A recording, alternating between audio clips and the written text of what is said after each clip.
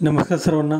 आजच्या आपण या व्हिडिओमध्ये रेंटस वेलनेस कंपनीच्या रेंटस नोवा या न्यूट्रिशनबद्दल माहिती घेणार आहोत. आजच्या धावपळीच्या जीवनात असंख्य असे लोक वेगवेगळ्या आजाराने त्रासून गेले आहेत. जी आपण हवा श्वसनावाटे आत घेतोय ती हवा देखील दूषित आहे. पाणी जे आपण पितोय ते देखील आपल्याला चांगल्या क्वालिटीचं मिळत नाही आहे.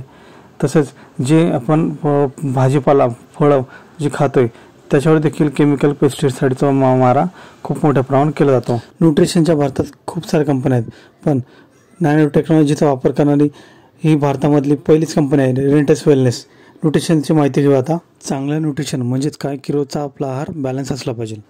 बॅलन्स न्यूट्रिशन म्हणजेच काय की जे घटक आपल्याला जेवणामधून मिळाले पाहिजे ते घटक आपल्याला जेवणामधून मिळत नाही. जेवण आपण चपाती भाजी भात हे फक्त आपण पोट भरण्यासाठी खातो, पण त्यातून आपल्याला फक्त कार्बोहायड्रेट्स मिळतात, पण त्याचा आपल्या शरीराला जास्त काही उपयोग होत नाही. आपल्याला रोजच्या रोज 46 प्रकारचे न्यूट्रिशनची शक्यता असते. 46 न्यूट्रिशन म्हणजे काय की vitamins, mineral, protein, omega 3 fatty acid, fats हे सर्व आपल्याला रोजच्या रोज आवश्यक असतं, पण ते आपल्याला रोजच्या अन्नातून मिळत नाही. मग त्यासाठी आपल्याला काय गरजेचं आहे की योग्य असा बॅलन्स न्यूट्रिशन आहार आपल्याला रोजच्या रोज मिळाला पाहिजे. जे आपण फळं खातो आहे त्या फळांमध्ये देखील केमिकल मारलेले असते. भाज्या त्याच्यावर देखील केमिकलची पेस्टिसाइड हे फवारणी केली असते.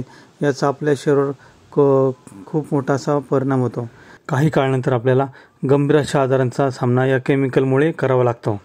आजच्या जीवनात आपल्याला जे काही आजार होतात ते सर्व फक्त न्यूट्रिशनच्या डेफिशियन्सी म्हणजेच त्याच्या न्यूट्रिशनच्या कमतरतेमुळे आपल्याला सर्व आजार हे उद्भवतात. हे सांगितलेलं आहे डॉक्टर लिनस पॉलिंग. हे नोबेल प्राईज विनर आहेत. डॉक्टर लिनस पॉलिंग यांना 2 वेळा म्हणजे 1954 आणि 1962 या काळात त्यांना न्यूट्रिशनल डेफिशियन्सी या टॉपिकवर त्यांना 2 वेळा नोबेल प्राईज हे मिळालेलं आहे. त्यांनी काय सांगितलेलं आहे, फूड इज अ मेडिसिन म्हणजे आपला आहार जो आहे न्यूट्रिशन युक्त हा आपला आहार चांगला असला पाहिजे. त्यांनी असं सांगितलं आहे all disease can be cure by nutrition. म्हणजेच आपलं हे सर्व आजार हे आपण चांगल्या न्यूट्रिशनपासून कवर करू शकतो. डॉक्टर लिनस पॉलिंग यांच्या सिद्धांतानुसार आपल्या बॉडीमध्ये 60 ट्रिलियन सेल्स असतात. सेल्स म्हणजेच पेशी. आता या सगळ्या पेशींना रोजच्या रोज चांगला हेल्दी न्यूट्रिशन म्हणजेच आहार आवश्यक असतो. आता तो सध्या काही मिळत नाही आहे, कारण की जे आपण सगळं केमिकलयुक्त जो आहार घेतो आहे त्याच्यामुळं आपल्या पेशींना चांगला असा आहार हा मिळत नाही आहे. आपल्या पेशींना फायबर आणि अँटीऑक्सिडंट रोजच्या रोज गरजेचे असतात. पेशींपासून टिश्यू बनतात. टिश्यूपासून काय बनते? ऑर्गन म्हणजेच अवयव हा आपल्या शरीरातील प्रत्येक भाग आणि जे अवयवांपासून बनतात सिस्टीम म्हणजेच कोणत्या येतात त्यामध्ये येतात श्वसन संस्था, अस्थिसंस्था, मज्जासंस्था, पचनसंस्था अशा अनेक प्रकारच्या संस्था आपल्या सिस्टीममध्ये येतात. आणि या सर्व सिस्टीमपासून आपली बॉडी म्हणजे आपलं शरीर बनतं आहे. आपलं शरीर चांगलं असावं यासाठी आपल्या शरीराच्या प्रत्येक अवयव चांगला असला पाहिजे आणि सर्व संस्था चांगल्या असल्या पाहिजे. आपली बॉडी ही याची किंमत करोडोमध्ये आहे, कारण की एखादा जो पेशंट किडनीचा पेशंट किंवा हार्टचा पेशंट जेव्हा दवाखान्यात ॲडमिट असतो तेव्हा त्यांना हे नक्कीच माहिती आहे की एका किडनी ट्रान्सफरची किंमत 30 ते 40 लाख, हार्ट ट्रान्सफरची किंमत 40 ते 50 लाख अशी असते. मग आपण आपल्या एवढ्या करोडोच्या ज्या बॉडीला आपण रोजच्या रोज चांगलं असं न्यूट्रिशन देणं हे खूप गरजेचं असतं. आजच्या काळात आपल्याला आजार झाल्यास आपण काय करतो की मेडिकलमध्ये जाऊन किंवा दवाखान्यात जाऊन आपण ॲलोपॅथिक गोळ्या ह्या घेतो आणि ॲलोपॅथिक गोळ्यांचा आपल्याला नक्कीच काही काळानंतर दुष्परिणाम हा जाणवतो. कारण ॲलोपॅथिक गोळ्या ह्या ॲलोपॅथिक म्हणजे मेडिकलच्याच गोळ्या ह्या केमिकलपासून बनलेल्या असतात. किरकोळ आजारांसाठी जर आपण ॲलोपॅथी याचं सेवन करत असाल तर तेवढ्यासाठी ते ठीक असतं. म्हणजे सर्दी, खोकला, घसा, ताप यांसाठी जर आपण ॲलोपॅथी घेतली तर आपला आजार बरा होतो. पण दीर्घकाळासाठी जर आपण या ॲलोपॅथीचं सेवन करत असाल तर नक्कीच आपल्या शरीराला याचा दुष्परिणाम होतो. आपल्याला असंख्य असे आजार माहिती आहेत. दमा, asthma, thyroid, kidney stone, brain cancer, brain tumour, diabetes, cancer, psoriasis, थायरॉईडचा त्रास बऱ्याच अशा आजारांसाठी आपल्याला दीर्घकाळासाठी ॲलोपॅथिक गोळ्यांचं सेवन करावं लागतं, पण याचा खूप काही काळानंतर आपल्याला शरीरावर दुष्परिणाम झालेला जाणवतो. ॲलोपॅथीच्या या दुष्परिणामापासून जर आपल्याला स्वतःचं संरक्षण करायचं असेल तर काय नक्की पाहिलं आपल्याला आयुर्वेदिक उपचार. आयुर्वेदिक उपचार हे पुराण काळापासून आजपर्यंत आपल्याला सर्वांना माहीत आहेत, पण आयुर्वेदिक उपचारापासून आपल्याला बरं व्हायला वेळ लागतो. याचं एक चांगलं असं उदाहरण म्हणजे जर आपण 100 ग्रॅम शतावरी ही एखाद्या आजारासाठी आपण घेत असेल तर 100 ग्रॅम शतावरीमधून फक्त आपल्या 10% ही शतावरी ही आपल्या आजारासाठी उपयुक्त ठरते आणि 90% ही शतावरी आपल्या बॉडीमधून वेस्ट होते, म्हणजेच शौचा वाटे आपल्या शरीरातून ती बाहेर पडते. डॉक्टर लिनस पॉलिंग यांच्या म्हणण्यानुसार मॉलिक्युलर रिफॉर्म थेरपी ही 21व्या शतकातील मेडिकल इंडस्ट्रीसाठी खूप मोठं वरदान ठरलेलं आहे. मॉलिक्युलर रिफॉर्म थेरपी म्हणजेच काय? Detoxification, balance nutrition, increase oxygen intake, health regulation. Detoxification म्हणजेच काय की आपल्या बॉडीमधून सर्व जे काही टॉक्सिन म्हणजे विषारी पदार्थ हे रोजच्या रोज बाहेर निघाले पाहिजे. बॅलन्स न्यूट्रिशन म्हणजे जो आपण आहार घेत आहे तो व्यवस्थित बॅलन्स असला पाहिजे. तर त्यामध्ये रोजच्या रोज आपल्याला 46 प्रकारचे न्यूट्रिशन्स, विटामिन, मिनरल, प्रोटीन हे सर्व काही मिळाले पाहिजे. इन्क्रीज ऑक्सिजन इनटेक म्हणजेच योग्य प्रमाणात ऑक्सिजन हा आपल्या बॉडीमध्ये रक्तामधून सप्लाय झाला पाहिजे, तरच आपले रक्तवाहिन्यामधून जो ऑक्सिजन सप्लाय होतो आहे तो व्यवस्थित प्रमाणे सप्लाय होऊन आपल्या शरीराच्या सर्व भागांना हा ऑक्सिजन सप्लाय होऊन आपले बॉडी पार्ट व्यवस्थित राहतील. मॉलिक्युलर रिफॉर्म थेरपी हे आपण आता समजून घेऊया. म्हणजे मगाशी एक उदाहरण घेतलं तर आपण जर 100 ग्रॅम आपण शतावरी घेतलं तर त्यामधली 10% शतावरीचे जे मॉलिक्यूल असतात तेच आपल्या बॉडीसाठी उपयुक्त ठरतात आणि 90% हे मॉलिक्यूल हे आपले वेस्ट जातात. तर आता इथं आपण बघू शकतो की जे शतावरीचं उदाहरण घेतलं तर यामध्ये मॉलिक्युलर रिफॉर्म थेरपीमध्ये काय केलं की जर आपण 100 ग्रॅम शतावरी खात असाल तर आपल्याला 30% ही शतावरी ही आपल्या बॉडीसाठी उपयुक्त ठरते आणि 70% ही शतावरीचे मॉलिक्यूल आपल्या बॉडीमधून वेस्ट जातात. मार्केटमध्ये बऱ्याचशा अशा कंपन्या आहेत की ज्या मॉलिक्युलर रिफॉर्म थेरपी याचा उपयोग करून न्यूट्रिशन बनवतात. तर त्यामध्ये फक्त आपल्याला मगाशी सांगितल्याप्रमाणे 30% हे न्यूट्रिशनचे मॉलिक्यूल जे आपल्या कामी येतात आणि 70% हे न्यूट्रिशनचे मॉलिक्यूल आपल्या बॉडीमधून वेस्ट जातात. मग रिनेटस वेलनेस या कंपनीने काय केलं की मॉलिक्युलर रिफॉर्म थेरपीचा उपयोग तर केलाच, पण त्याच्यासोबत नॅनो टेक्नॉलॉजी ही याचा उपयोग करून 90% मॉलिक्यूल हे आपल्या बॉडीमध्ये गेले पाहिजे आणि 10% हे मॉलिक्यूल वेस्ट गेले पाहिजे. असा नॅनो टेक्नॉलॉजीचा वापर करणारी भारतामधली ही रिनेटस वेलनेस ही पहिलीच कंपनी आहे. नॅनो टेक्नॉलॉजी म्हणजेच काय की आपल्या बॉडीमध्ये ज्या 60,000 कोटी एवढ्या ह्या पेशी आहेत, म्हणजे 60 ट्रिलियन एवढ्या पेशींना रोजच्या रोज हा पोषणयुक्त आहार म्हणजेच न्यूट्रिशन हे गरजेचं असतं. आता ते आपल्या जेवणामधून आपल्याला मिळत नाही आहे. मग हे पोषणयुक्त आहार तो न्यूट्रिशन या रिनेटस नोवा या न्यूट्रिशन मार्फत आपल्या पेशींना पूर्ण येतो. रिनेटस नोवा हे जे न्यूट्रिशन ज्यांनी तयार केलं आहे ते म्हणजे कंपनीचे जे आपले CEO मिस्टर सुब्रत दत्ता आणि आपल्या कंपनीचे जे सायंटिस्ट मिस्टर राजदीप दत्ता यांनी अतिशय हे जे न्यूट्रिशन तयार केलं खूप चांगलं, ज्याच्यामुळे असंख्य अशा लोकांचे आजार यामुळे बरे झाले आहेत. 15 सप्टेंबर 2023 रोजी लंडनमध्ये 2nd ग्लोबल समिट ही झालेले, तिथे आपले कंपनीचे CEO आणि सायंटिस्ट यांना तिथे पुरस्कार मिळाला आहे. रिनेटस नोवाचं हे न्यूट्रिशन GLP अप्रूव्ड आहे. GLP म्हणजेच काय? Good laboratory practices. GLP लॅबची जी टीम असते ती तर रिसर्च करत असते आणि जे काम चाललं आहे ते व्यवस्थितपणे पाहते आणि तसंच आपल्या हे रिनेटस नोवाचं न्यूट्रिशन USFDA अप्रूव्ड आहे. तसेच रिनेटस नोवाच्या न्यूट्रिशनला पेटंट देखील मिळालेलं आहे. रिनेटस नोवा हे कोणतंही औषध नसून आणि हे फक्त न्यूट्रिशन आहे. आपल्या पेशींना जो रोजच्या रोज आहार पाहिजे तो आहार पुरवण्याचं काम हे रिनेटस नोवा हे न्यूट्रिशन करत आहे. रिनेटस नोवामध्ये कोणकोणते घटक ते आपण बघूया. आता रिनेटस नोवामधला पहिला घटक जो मँगोस्टिन. मँगोस्टिन यालाच क्वीन ऑफ फ्रूट म्हणजे फळांची राणी असे म्हटलं जाते. इंडोनेशियामध्ये सगळ्यात जास्त फळ हे भेटतं आहे आणि याच्यामध्ये फायबरचं प्रमाण खूप असतं आणि फायबर पोट साफ होण्यासाठी खूप चांगलं असतं.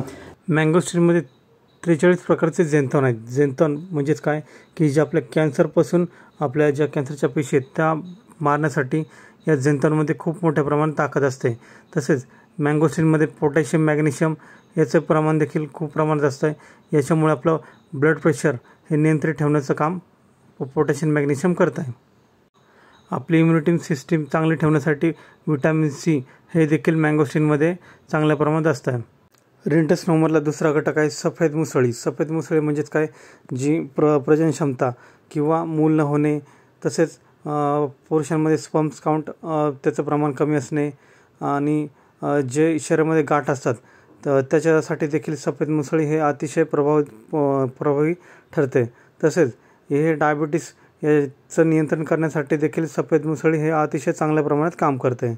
रिंटस्नोमरला तिसरा जो घटक आहे तो म्हणजे गिंको बिलोबा.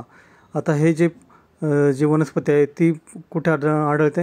हिमाचल प्रदेश, उत्तराखंड, पश्चिम बंगाल जो हिमालयन एरिया आहे त्या ठिकाणी हे जे वनस्पती आढळते. याचा उपयोग काय होतो की आपल्याला जो अस्थमा म्हणजे जे लंग्स फुफ्फुसाचे जे आजार असतात ते कमी करण्याचं काम गिंको बिलोबा हे अतिशय चांगल्या प्रमाणात करते.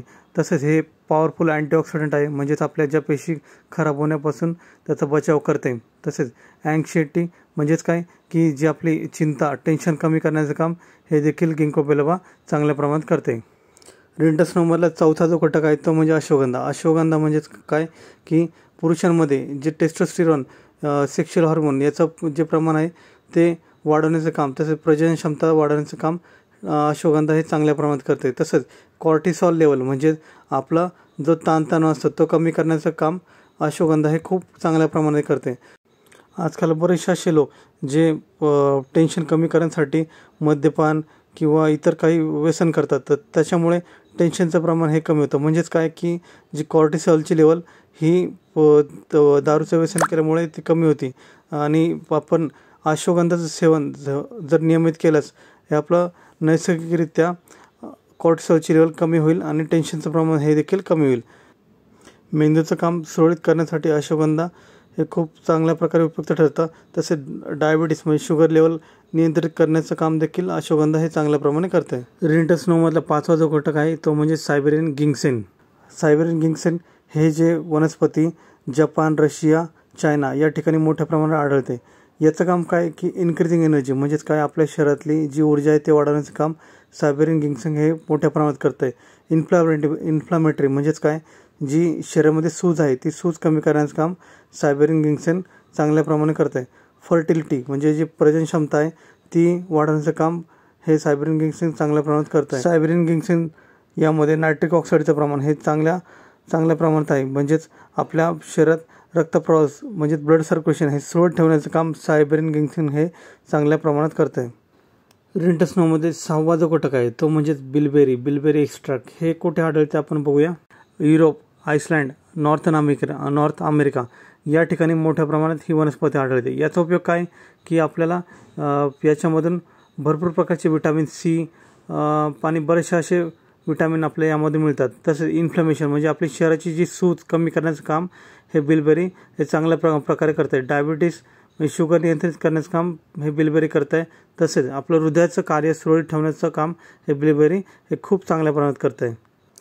रिंटस्नोमध्ये सातवा जो घटक जो आढळतो तो म्हणजेच एल्डरबेरी. एल्डरबेरी हे मोठ्या प्रमाणात south America, north America, Japan, China या आणि इंडिया या ठिकाणी मोठ्या प्रमाणात एल्डरबेरी वनस्पती ही आढळते.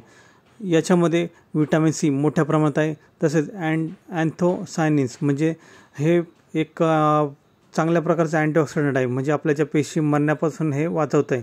तसेच कॅन्सरपासून बचाव करण्यासाठी एल्डरबेरी हे खूप उपयुक्त ठरते. तसेच सर्दी, ताप याच्यापासून बचाव करण्यासाठी एल्डरबेरीचा वापर हा केला जातो आणि जे ॲलर्जिक आजार असतात त्याच्यापासून देखील बचाव करण्यासाठी एल्डरबेरीचा उपयोग मोठ्या प्रमाणात करतात आणि एल्डरबेरी ही देखील आपला रिंटस्नोवा या न्यूट्रिशनमध्ये आहे. रिंटस्नोमध्ये आठवा जो घटक आहे तो म्हणजे शिग्रू म्हणजे शेवगा. याच्यामध्ये कॅल्शियम खूप मोठ्या प्रमाणात आहे म्हणजे दुधापेक्षा 17 पटीने जास्त हे कॅल्शियम शेवग्यामध्ये आहे म्हणजे शिग्रू. याच्यामध्ये विटॅमिन एचं प्रमाण हे देखील खूप चांगल्या प्रमाणात असतं म्हणजे गाजरमध्ये जेवढं विटॅमिन ए असतं त्याच्यापेक्षा 10 पटीने जास्त हे विटॅमिन ए हे शिग्रू शेवग्यामध्ये असतं आहे. तसेच विटॅमिन सी हे देखील खूप चांगल्या प्रमाणात शेवग्यामध्ये असतं. म्हणजे संत्र्यामध्ये जेवढं विटॅमिन सी असतं त्याच्यापेक्षा 7 पटीने जास्त हे विटॅमिन सी हे शेवग्यामध्ये असतं. केळीमध्ये जे पोटॅशियम असतं म्हणजे त्या केळीमध्ये असणारं पोटॅशियम त्या 15 पटीने जास्त हे पोटॅशियम हे शिगरू म्हणजे शेवग्यामध्ये हे असतं. तसेच पोटॅशियम हे आपलं रक्तप्रवाह सुरळीत ठेवण्याचं काम करतं आणि याच्यामध्ये आयरन म्हणजे लोहाचं प्रमाण हे देखील 25 पटीने जास्त म्हणजे पालक ही जी भाजी त्याच्यापेक्षा 25 पटीने जास्त हे आयरन आपल्या शिगरूमध्ये असतं. आपल्या शरीरात जे विषारी म्हणजे टॉक्सिन्स हे बाहेर काढण्याचं काम हे शिगरू खूप चांगल्या प्रकारे करतं. रिंटस नवामध्ये जो 9वा घटक आहे तो म्हणजे पुनर्नवा. हे पश्चिम बंगालमध्ये खूप मोठ्या प्रमाणात आढळतं. पुनर्नवा हे लिव्हरचं कार्य सुरळीत ठेवण्यासाठी खूप उपयुक्त ठरतं. तसेच जे आपले युरिनरी ट्रॅक इन्फेक्शन असतात त्याच्यापासून बचाव करण्यासाठी देखील पुनर्नवा याचा उपयोग केला जातो. जर आपलं वजन कमी करायचं असेल तर पुनर्नवाचा उपयोग नक्कीच आपल्या शरीरासाठी खूप चांगल्या प्रकारे होतो. डायबिटीज कंट्रोल करण्यासाठी देखील पुनर्नवा याचा उपयोग केला जातो. तसेच मेटाबॉलिझम म्हणजेच आपली जी चयापचय ही क्रिया सुरळीत ठेवण्यासाठी पुनर्नवा हे देखील चांगल्या प्रकारे कार्य करतं. रिंटोस्नोमधला 10वा जो घटक आहे तो म्हणजे मंजिस्टा हे हिमालयन जो एरिया आहे तसेच नेपाळ, चायना या ठिकाणी देखील मोठ्या प्रमाणात आढळतं. याचा उपयोग आपल्याला जे स्किनचे जे आजार असतात म्हणजे सोरायसिस किंवा स्किनचे काही इतर जे आजार असतात तसेच डायरियापासून आपल्याला बचाव करण्यासाठी देखील याचा उपयोग होतो. तसेच किडनी स्टोन हे बरं करण्यासाठी मंजिस्टाचा उपयोग केला जातो आणि हे मंजिस्टा हे देखील आपल्या रिंटोस्नोममध्ये ॲड केलेलं आहे. रिंटोस्नोमधला 11वा जो घटक आहे तो म्हणजे शतावरी. आपल्याला सर्वांना माहीत असेलच. ज्या महिलांच्या ज्या समस्या आहेत मासिक पाळी किंवा मेनोपॉज, अँक्झायटी ह्या सर्वांपासून बचाव करण्यासाठी शतावरी हे अतिशय चांगल्या प्रकारे कार्य करते. तसेच जो आपल्या शरीरामध्ये पोटामध्ये अल्सर जो गॅस्ट्रिकच्या कारणामुळे होतो तो देखील बरं करण्याचं काम ही शतावरी चांगल्या प्रकारे करते. आपली रोगप्रतिकारक शक्ती चांगली ठेवण्याचं काम ही शतावरी खूप मोठ्या प्रमाणात करते. रिंटोस्नोमध्ये आढळणारा 12वा जो घटक आहे तो म्हणजे सफेद मुसळी. हे वनस्पती गुजरात, राजस्थान, मध्य प्रदेश या ठिकाणी मोठ्या प्रमाणात आढळते. तसेच याचा उपयोग जे इन्फर्टिलिटीचे प्रॉब्लेम असतात म्हणजे मूल न होणे किंवा जे स्पर्म काउंट वाढवण्यासाठी तसेच महिला आणि पुरुषांच्या ज्या यौन समस्या असतात त्याच्यासाठी देखील सफेद मुसळी हे चांगल्या प्रकारे कार्य करते. तसेच जे काही जॉईंटचे आजार असतात किंवा डायबिटीज आणि याच्यापासून बचाव करण्यासाठी सफेद मुसळी हे खूप चांगल्या प्रकारे कार्य करते. आजच्या या व्हिडिओमधून नक्कीच तुम्हाला माहिती कळाली असेल की रिंटोस्नोवा हे न्यूट्रिशन बनवण्यासाठी वेगवेगळ्या देशामधून जपान, चायना, रशिया, अमेरिका या सर्व देशामधून हे जे वनस्पती एकत्र करून हे न्यूट्रिशन बनवलेलं आहे. आपण या सर्व वनस्पतीत जर एकत्र आणायचं म्हटलं तर या सर्व वनस्पतींचा जी कॉस्टिंग होते ती 15 ते 20 हजाराच्या वरती जाते आणि आपल्याला रिंटस वेलनेस या कंपनीचे जे CEO सुब्रत दत्ता आणि जे सायंटिस्ट राजदीप दत्ता यांनी हे जे न्यूट्रिशन अतिशय चांगल्या प्रकारे आपल्याला दिलेलं आहे याचा उपयोग नक्कीच सर्वांनी करावा आणि वेगवेगळ्या आजारापासून आपला बचाव करावा. रिंटोस्नोवा या न्यूट्रिशनचा फायदा लाखो करोडो लोकांना झाला आहे. तर तुम्ही एकदा या न्यूट्रिशनचा वापर करून बघा आणि तुमचे रिझल्ट शेअर करा. रिंटोस्नोवा हे न्यूट्रिशन जर तुम्हाला ऑर्डर करायचं असेल तर डिस्क्रिप्शन बॉक्समध्ये तुम्हाला मोबाईल नंबर दिला आहे त्या नंबरला तुम्ही कॉल करून हे रिंटोस्नोवा न्यूट्रिशन ऑर्डर करू शकता. धन्यवाद.